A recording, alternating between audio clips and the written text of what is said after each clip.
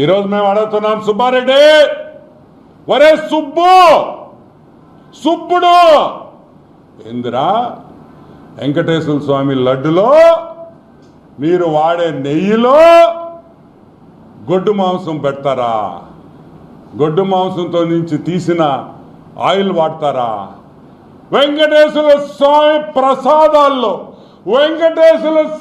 ప్రసాదాల్లో ఆ నెయ్యి వాడతారా? కుళ్ళిపోయిన జంతువుల్లో నుంచి తీసిన నెయ్యి వాడతారా?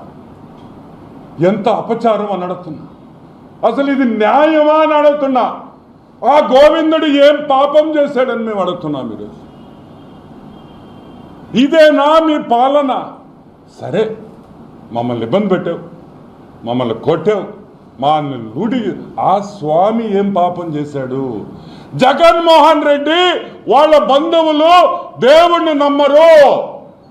మేం పదే చెప్తున్నాం, తిరుమలలో అన్యాయాలు జరుగుతున్నాయి, వీళ్ళకి అసలు వెంకటేశ్వర స్వామి మీద నమ్మకం లేదని ఆ రోజు అన్నాం. ఈరోజు రుజువైంది.